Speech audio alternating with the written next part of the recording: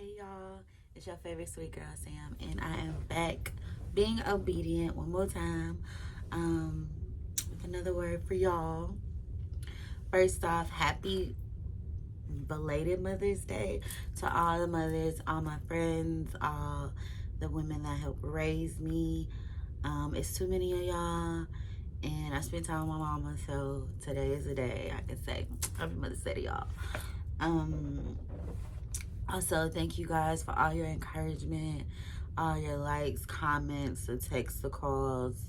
Thank y'all so much. Because honestly, without y'all motivation, words of encouragement, I don't know. I don't know if I would have kept going. But the fact that more than one, and even just one person, received it, I'm very appreciative. So thank you. But we're going to get right into it. Because y'all can see I'm at work, so I'm gonna do this real quick. Today we're gonna talk about being impeccable with your word. And what does that mean? Basically just speaking with integrity and saying what you mean and meaning what you say and not going against yourself. I learned, and so I think moving forward, I'm gonna try to give y'all a book to go with things I've learned with my life. And with this particular principle of being impeccable with your word, I got that from the infamous The Four Agreements.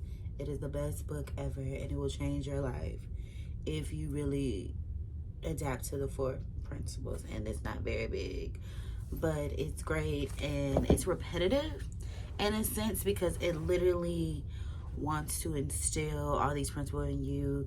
It tell you a little complex way. It tell you the dumbed down version, so nobody cannot understand like how to live in agreement.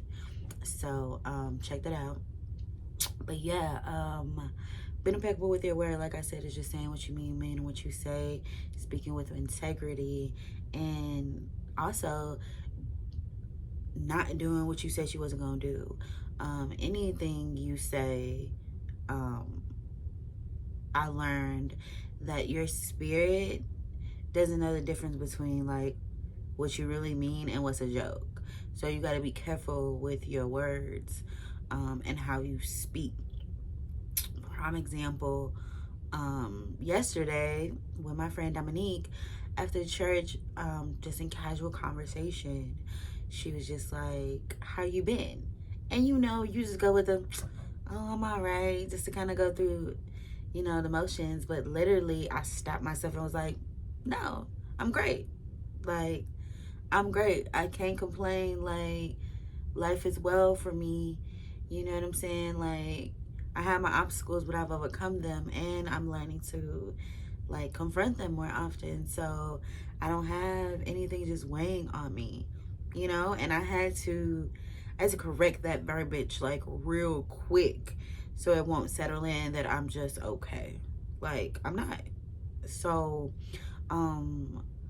even with coming back to y'all and, you know, speaking, that's a part of me being impeccable with my word, and me just really doing what I said I was gonna do. And I'm really big on that when it comes to other people, but when it comes to myself, I'm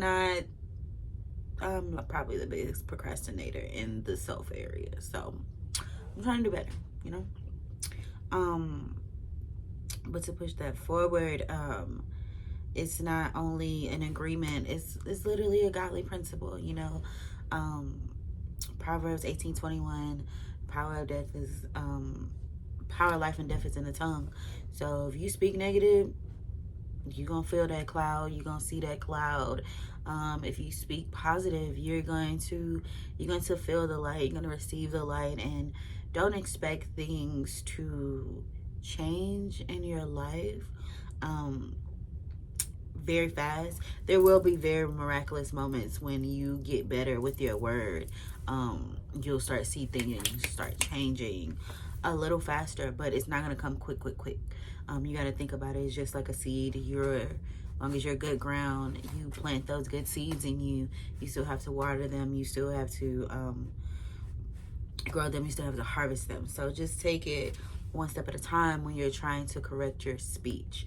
But that's really what it is. And I've been on this active correction probably for the last 4 years. Started with my partner, noticing that I wasn't necessarily like being negative, but I was speaking negatively, like, I can't do this. Well, what if this happens and this, that, and the third? And I remember him just saying, like, stop. Like change how you talk, you know? And once you change how you talk, you know, your life will be a lot different. And I didn't understand it at first. I'm like, what are you saying? Like, I'm not being rude. I'm not being negative. Like, I'm not doing certain things. But he was just like, it's just how you talk. It's just what you're saying. You just gotta get really, you really gotta get better at that. So, you know, your life can change for the better. And it did. And it did. And that's why I'm sharing this with you guys. Just also know, like, your word is precious. But like I said, life and death is in the tongue. So as much as great things can come, you can curse your own self with your words. You know, prime example, I had a friend, sorry, Grams, I'm gonna put you on blast. I had a friend whose mom bought a tree early and literally said, I don't think it's gonna last that long. And then the tree died, you know? And even, you know, after a while, when she was like, why did the tree die? She noticed that she had cursed the tree. She had cursed her own blessing. So, try not to speak, try not to speak against yourself. And that's what impeccability is. It's without sin. And in the book, it breaks down that sin is anything and everything that you do against yourself. So if you do it against yourself, it's a sin. So if you speak against yourself, it's a sin. So I try to speak without sin. If I say I'm gonna do it, I'm gonna do it. If I'm not gonna do it, I'm not gonna do it. And you can't force me into it, period. And that just goes so something I also learned in the book is heaven is a state of mind.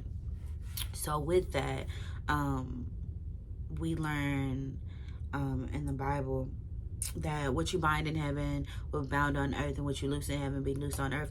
But you have to be ordered to like speak any of those things for anything to happen. In order for stop something, you have to speak it. In order to loose something that's supposed to be in heaven, you have to speak it. So literally just getting better with your verbiage. And even I would actually challenge like changing things when you say like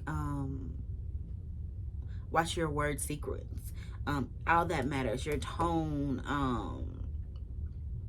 word association, pronouns, all of that matters when it comes to like the trajectory of your life.